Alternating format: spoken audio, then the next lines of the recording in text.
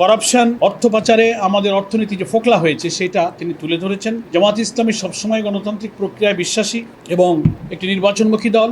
সকল গ্রহণযোগ্য নির্বাচনে জামাত ইসলামী ইতিপূর্বে অংশগ্রহণ করেছে এবং আমরা প্রত্যেক পার্লামেন্টে নির্বাচিত হয়ে প্রতিনিধিত্ব করেছি। সাংবিধানিক রাজনৈতিক সকল অধিকারকে আমরা মেনটেন করেই আমরা এদেশে চলি এবং জনগণ যদি আমাদেরকে দেশ শাসনের দায়িত্ব দেন তাহলে আমিরে জামাত বলেছেন যে আমরা শাসক হব না, আমরা সেবক হব। দুদেশের মধ্যে সেই সৌহার্দ্যপূর্ণ সম্প্রীতিপূর্ণ আলোচনা তিনি প্রতিনিধি দলের সামনে তুলে ধরেছেন।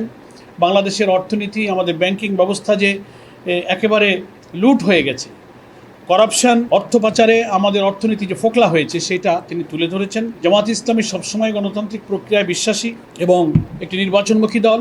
ওনাদের প্রশ্নের জবাবে আমাদের আমির সাহেব বলেছেন যে সকল গ্রহণযোগ্য নির্বাচনে জামাত ইসলামী ইতিপূর্বে অংশগ্রহণ করেছে এবং আমরা প্রত্যেক পার্লামেন্টে নির্বাচিত হয়ে প্রতিনিধিত্ব করেছি এবং আমরা জামাত ইসলামী সকল ধর্ম, বর্ণ, নারী, পুরুষ নির্বিশেষে সকলের সমান মর্যাদা, সমান মানবিক, সাংবিধানিক, রাজনৈতিক সকল অধিকারকে আমরা মেনটেন করেই আমরা এদেশে চলি এবং জনগণ যদি আমাদেরকে দেশ শাসনের দায়িত্ব দেন তাহলে আমিরে জামাত বলেছেন যে আমরা আর এটা ওইটা না, কাপড় ধোয়ার একটাই সলিউশন, চাকা all in one.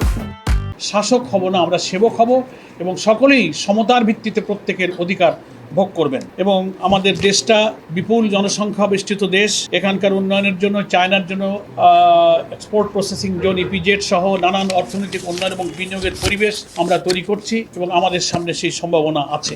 His Excellency জো পিংজিয়ান বলেছেন, আমরা আজকে এখানে এসে অত্যন্ত সম্মানিত বোধ করছি।